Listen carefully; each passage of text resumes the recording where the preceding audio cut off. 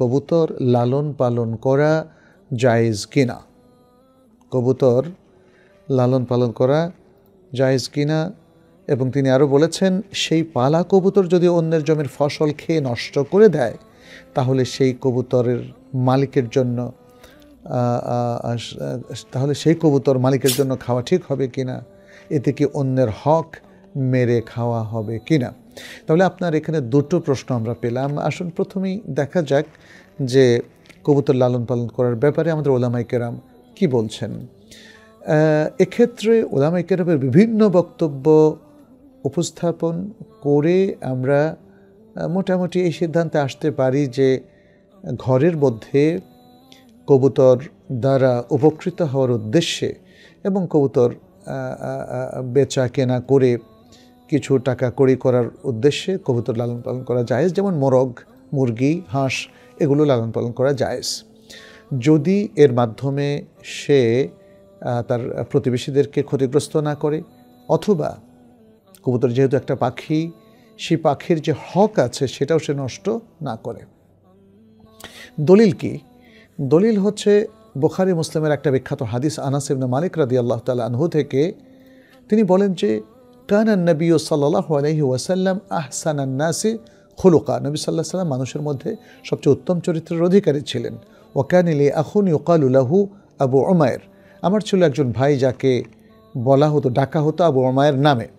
ফাকানা রাসূলুল্লাহ সাল্লাল্লাহু আলাইহি ওয়াসাল্লাম ইযা জাআ ক্বাল ইয়া আবা উমাইর মা ফাআলান নুগাইর, যখন সে আসতো তখন রাসূল সাল্লাল্লাহু আলাইহি ওয়াসাল্লাম তাকে জিজ্ঞেস করতেন, হে আবু উমাইর, কি করেছে তোমার নোগায়ের? নোগায়ের নাগরুন বা নাগারুন এই শব্দের তাসগীর, এর অর্থ হলো তায়রুন সাগীর, ছোট্ট একটা পাখি। তাহলে নবী সাল্লাল্লাহু আলাইহি ওয়াসাল্লাম একটু মজা করেছেন, ফান করেছেন আবু উমাইরের সাথে, কিন্তু তিনি নিষেধ করেননি যে এই ছোট্ট পাখিটা যা আবু উমাইর লালন পালন করত ঘরে, সেটা করা ঠিক হচ্ছে না, এমনটি তিনি বলেননি। তাতে বোঝা যাচ্ছে এই ছোট পাখিগুলো ঘরে রাখার মধ্যে কোনো সমস্যা নেই, এটা মুবাহ, যদি না পাখিকে কষ্ট দেওয়া হয় অথবা পাখি দিয়ে পার্শ্ববর্তী লোকদেরকে বা প্রতিবেশীদেরকে কষ্ট যদি দেওয়া না হয় তাহলে কোনো সমস্যা নেই। ইবনে হাজার এই হাদিসের উপর আল ফাথুল বারির মধ্যে উল্লেখ করেছেন, ইন্না ফিল হাদিসে দিলালাতান আলা জাওয়াজে ইমসাকি তাইরে ফিল কাফাস ওয়া নাহউইহি, এই হাদিসের মধ্যে প্রমাণ রয়েছে যে খাঁচা অথবা অনুরূপ কোনো কিছুর মধ্যে পাখিকে ধরে রাখা জায়েজ, এটা ইবনে হাজার বলেছেন।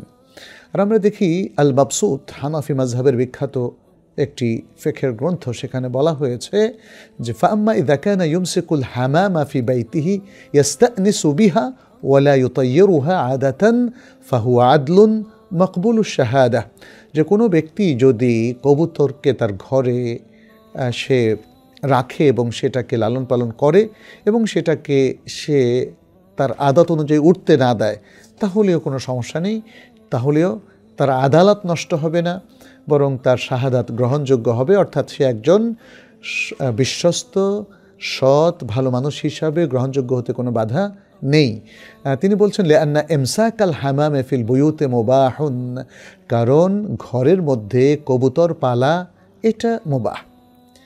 আচ্ছা, আমরা হাম্বলি মাযহাবের ইমামদেরও দেখি একই ধরনের কথা বলতে। ইবনে মুফলিহ বলেছেন, ওয়া আবাহা আহমাদু ইত্তিখাদ আল হামামি লিল উনস ওয়া আতাবারা আন তাকুনা মাকসুসাতান লিআল্লা তাতিরা লিফাতাকুলা যুরুআন নাস।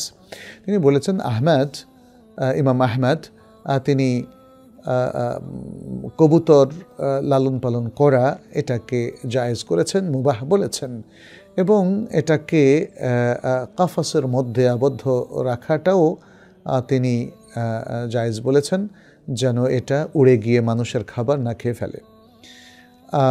এছাড়াও আমরা দেখি ইমাম নববী বলেছেন ইত্তিখাদুল হামামে লিল ফারখি ওয়াল বাইদ আউল উনসি আও হামলিল কুতুব জায়েজুন বিলা কারাহা, কবুতর পালা, কবুতর রাখা বাচ্চা দেওয়ার জন্য, ডিমের জন্য অথবা সেটাকে লালন পালনের জন্য, অথবা কেতাব বা বই, চিঠি এগুলো বহন করার জন্য কবুতর পালা এটা জায়েজ বেলা কারাহা, এতে কোনো